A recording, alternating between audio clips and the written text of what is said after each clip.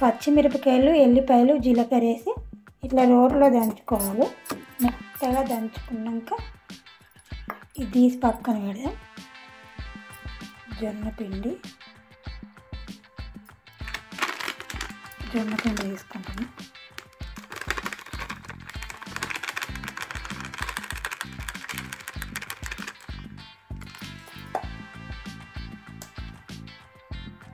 ఒక పావు కప్ అంతా బియ్యం పిండి పోసుకుంటున్నా క్రిస్పీనెస్ కోసం. ఇప్పుడు అల్లం, ఎల్లిపాయలు, జీలకర్ర రోట్లో దంచుకున్నా ఇట్లా పచ్చగా ఇది వేసుకున్నా.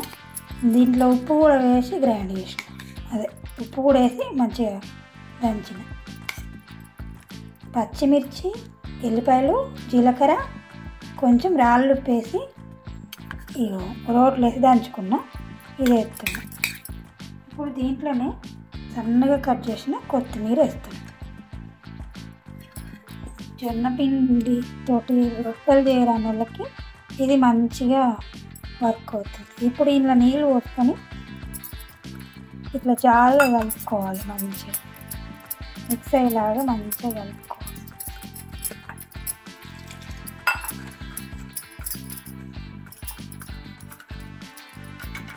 ఇప్పుడు కావాల్సిన కడుపు నీళ్ళు వేసుకొని ఒక గుంట గరిటెతో కలుపుకొని ఈ గుంట గరిటెతోటి అట్టు వేసుకుంటున్నాం.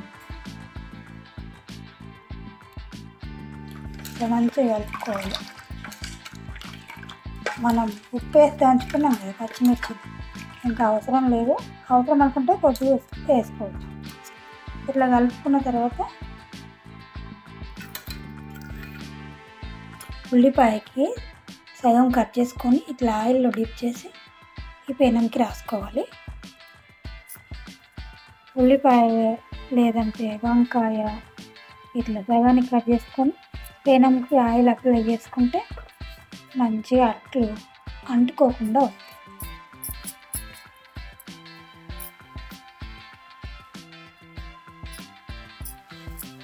మంచిగా అప్లై చేసుకున్న తర్వాత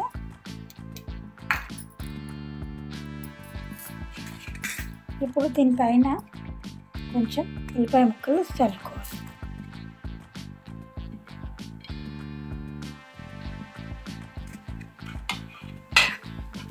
తర్వాత కలిపి పెట్టుకున్న జొన్న పిండి ఉంది కదా, ఇప్పుడు ఇది ఒక గరిటెడు తీసుకొని మళ్ళీ అట్టు పోసుకున్నప్పుడు ప్రతిసారి ఇది కలిపి పోసుకోవాలి. ఇట్లా ఒక గరిటెడు తీసుకొని పెనం పైన పోసుకోవాలి. కొంచెం ఇట్లా తిప్పుకుంటే మళ్ళీ వస్తుంది. దీనిపైన నీళ్ళు వేసుకుని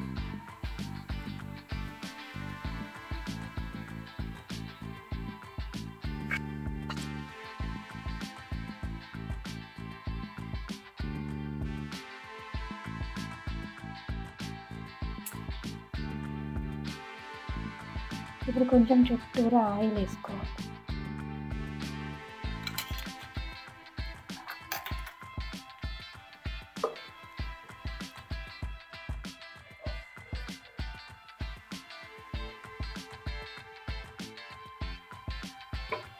జొన్న రొట్టెలు చేయరాని వాళ్ళకి ఇది మంచిగా ఇట్లా వేసుకొని తింటే జొన్నలు తిన్నట్టుగా ఉంటుంది.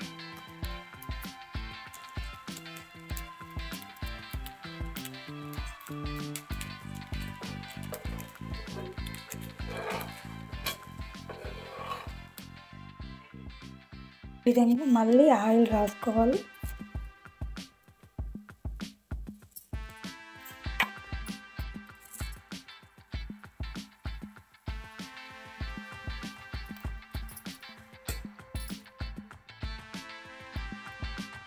సన్నగా కట్ చేసిన ఉల్లిపాయ ముక్కలు చల్లుకోవాలి పెనం మీద.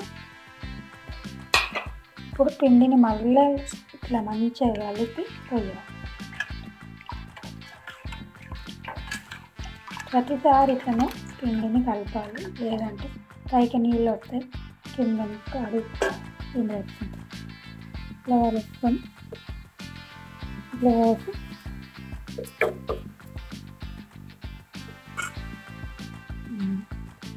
మూత వేసుకోవాలి.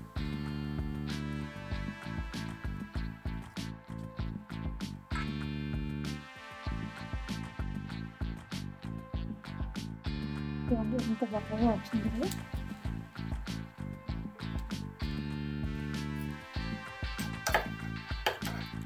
కొంచెం పైనుంచి ఆయిల్ వేసుకుంటే వేసుకోవచ్చు.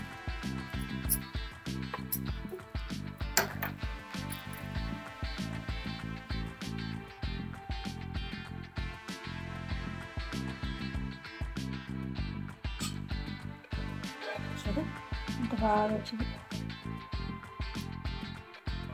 జొన్న రొట్టెలు చేయరాని వాళ్ళకు ఇది బెస్ట్ ఆప్షన్.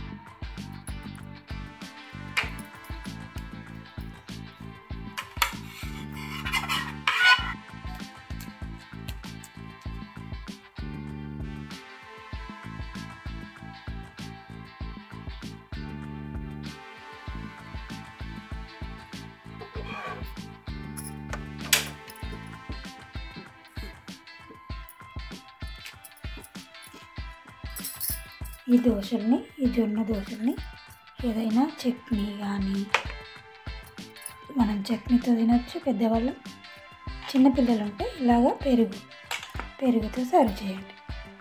చాలా టేస్టీగా అండ్ హెల్తీగా ఉంటాయి.